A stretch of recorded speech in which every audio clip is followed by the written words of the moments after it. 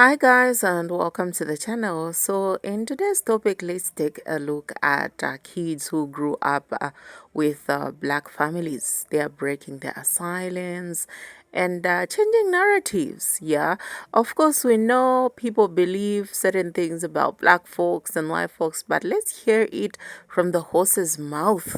Yeah, and there is something about white kids growing up in black families that makes it very easy to be able to be identified as, grown up with black families, because there is something about black people, okay, that is so, I don't know if I can call it contagious, that you easily tell someone grew up in black families because of the way they come out, the way they behave to other people, the way they cook, the way they dress, the cleanness, not to mention, yeah, but a few.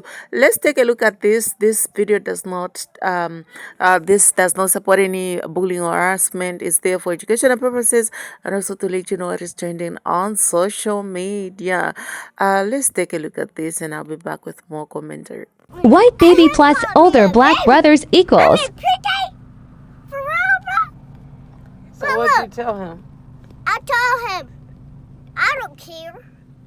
Like the same at least, bro. Him said, I'm in pre-K, I'm a baby. And bro, Wait till the end. this what him said, I'm a crybaby, I'm in pre-K, I'm a baby. But what'd you tell him? You're trying to be brave, you're trying your best, bro. Yeah. What'd you tell him? Tell me. I'm trying my best. I'm brave.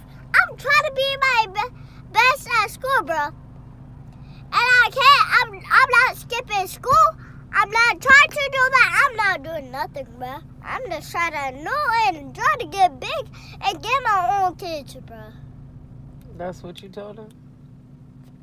What'd he say? He said, I don't care. Him and him girlfriend. Oh, he's got a girlfriend and Yeah. he's in pre-K? Yeah. Oh, he's not supposed to have a girlfriend that young. Him in kindergarten. Oh, he's in bet. kindergarten. Yeah. And I said, hey, bro, that's your girlfriend? He said, yeah, that's my who. I was the only white boy there. They made fun of me, you know, I'm white boy. I'm young. I look like Opie. They had a lot of jokes to tell. So Were you a little guy or were you a big dude at that time as well? I was always decent size because my daddy had me working at a young age. My pops, he taught me how to build houses and roof.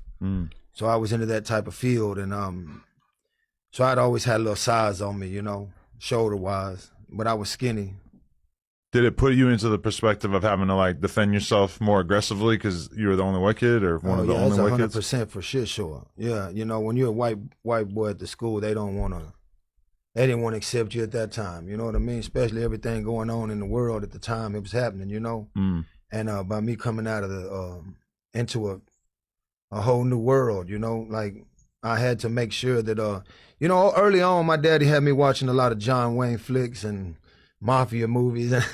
Okay. So I kind of just, I don't know. I didn't want to work. I wanted to join a gang. Kind of weird to say, but I was kind of attracted to that lifestyle at an early age. Y'all, the pasty crown has been passed down. My son now knows what it's like to have a second mom who is a black woman. So as a kid, as the only unmelanated one 99% of the time, when I would go to my sister's house, my other mom, who is a black woman for context, she would, whenever, so Mom Canada's house was like the house to this day. Like, you never know. You go over there and there's just going to be other family members just chilling. Like, that's, everybody's just going over there, right? And as a kid, this happened on like multiple occasions where if the little ones, like the little nieces and nephews or the little cousins or whatever, were acting out and acting crazy, Mama Carnetta would threaten to slap the black off of them. But if I was over there, she would then point to me and be like, that's what happened to Ribbon. I mean, she called me my government name, but like, that's what happened to Ribbon. That's why Ribbon's white, is because I slapped the black off of him. And she would say it with such a serious face. And then she would like look at me like, don't say anything. Don't snitch. And I'm just like trying not to laugh. I'd be like so serious. And I'd be like, yeah, that's exactly why I look like this. That's exactly what happened. And it would scare the crap out of these kids. They behave after that. Like, because they were young enough that they thought that. Like, they would really think like that she had slapped the black off of me and that's why I was white. Just slapped the melanin right off. That's exactly what happened. That's exactly what happened, y'all. I actually once screwed up braiding somebody's hair because of this, because I was trying not to laugh so hard and it distracted me, because I learned how to braid. I know how to do quite a lot of braids, not doing any on white people that are not meant for white people hair, by the way. Just an FYI, because I always get people ask that when they find out I can braid. They'll be like, oh, are you putting box braids in black women or in white women's hair? I'm like, no. But there was one time I was literally braiding a cousin's hair and like screwed up one of the braids. I had to restart the whole row because she said this, and I was trying not to laugh. I was trying to be so serious. But it happened today to my son. He was hanging out with friends. And we're all there at the park and whatnot. And this littler one was not listening, right? It was his friend's little brother who was not, because my son and his friends are too old to fall for this. But the little brother is not listening at all. And she, my friend, she just, without hesitation, is like, I'm going to slap the black off you. You don't stop climbing on that. Because like he was going to hurt himself as he was climbing on stuff he wasn't supposed to. And she then goes and like looks at Clark. It's like, that's what happened to your brother's friend. That's why he looks like that. That's why he's white. And Clark is so confused. He's just like, what? Like he did not get it at all. But he just went with it. He was just like, okay, sure. That's totally, whatever. I'm sorry. I can't stop laughing. It's just funny because like for me, the Mama Cornetta and stuff are the like queens of being able to keep a straight face, because I could never keep a straight face when saying that. And I've had people like make jokes about that as an adult too. I've even like, if I go to a family gathering and stuff, because I come from a mixed race family. So like if I go to that side of the family, and hang out with them, I am usually the only one that looks like this. And I've had family members also be like telling their little kids that that's why I look like this. And it's just so hard to keep a straight face. Like, how are y'all keeping a straight face while saying this stuff? It gets funnier because on the drive home, my youngest apparently heard this conversation and I didn't realize it. And he asked me if that's why he was white. He asked if that's why we looked different than our other family members. Because we've visited like my white family several times, right? Like visited them a lot. But not as much because they're farther away. We're here in Texas, military moves you around. So he's seen the black side of his family a lot more. And he was like, is that why we look different? My poor children are so confused now. Hello. So as a white kid that grew up in black foster homes, I always heard this one sentence, and you've probably heard it too, but also in just society alone, that some people, just some, say that black people are too loud. And I just have one question. Just one. Would you hear them if they were regular volume?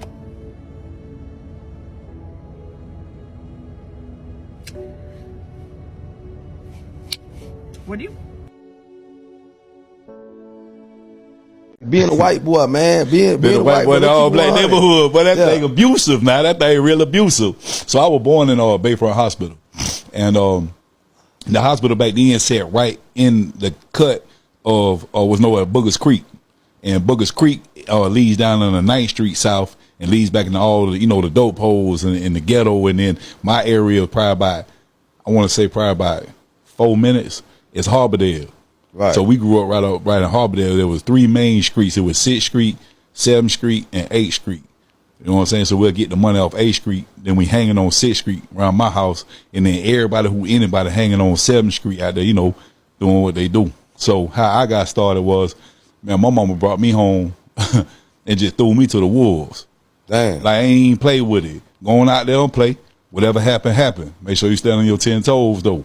You know what I mean? By me being the only white boy in the hood, man, ain't nothing survive in my hand.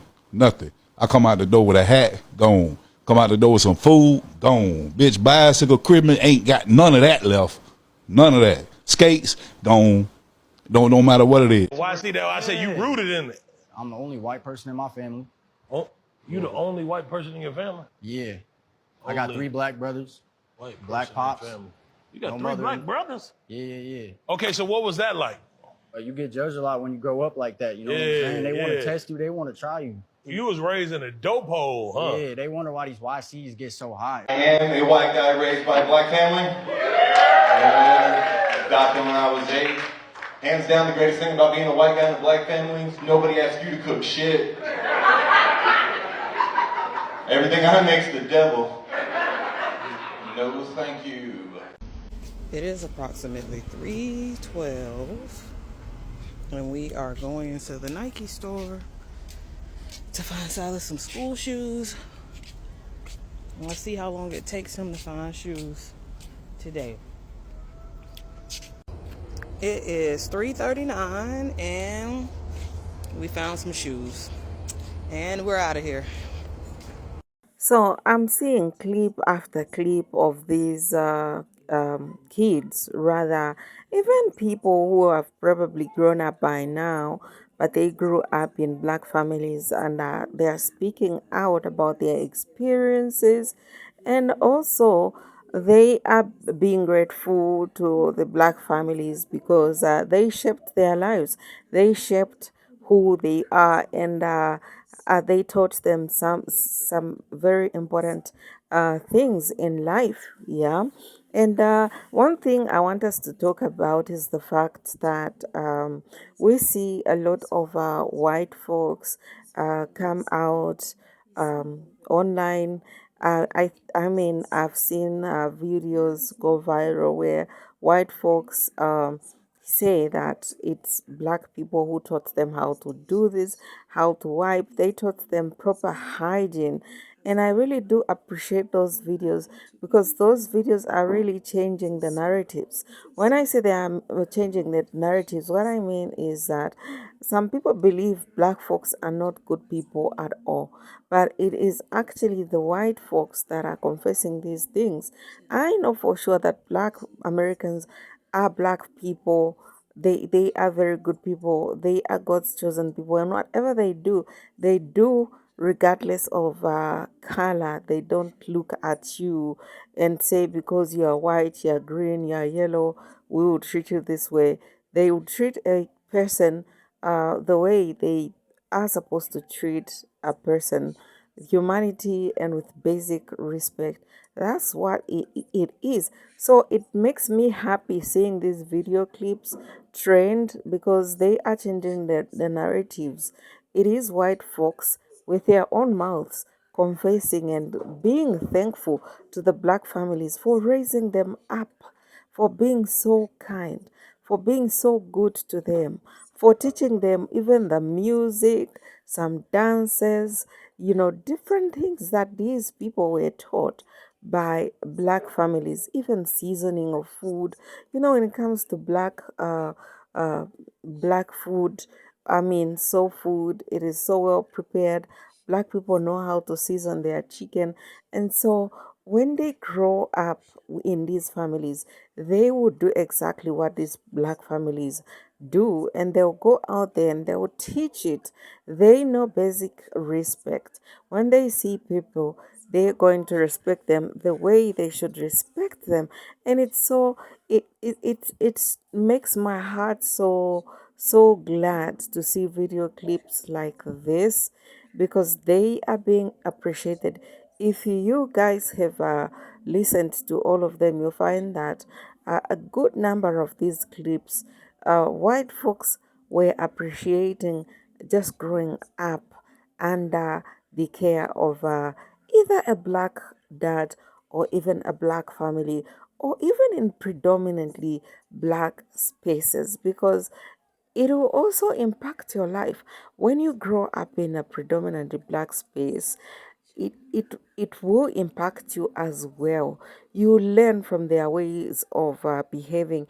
You learn from their culture. You learn about their cooking. You learn a lot about the way they do different things and how they just respect different people, not regarding their color. Yeah, regardless of the color, you learn so many things. Yeah, so it's not only about growing up as a part of a black family, but also growing up in a space where they are black families. Black families are people when you visit. If you live near a black family, they'll get to know you. Sometimes they'll visit you. They're just about that. They are just about all those vibes, and I really love that for them. I love the fact that this is not coming from me, but this is coming from the white folks who grew up in black families, and right now they are appreciating, they are saying thank you black people for the values and morals that you ever taught me while I grew up in that place, in your home. And when I grow up, I'll never depart from that. I'll teach this to other people. I'll teach them how to behave, how to carry themselves around, and how to respect others. Tell me what you guys think about this. I love to hear from you.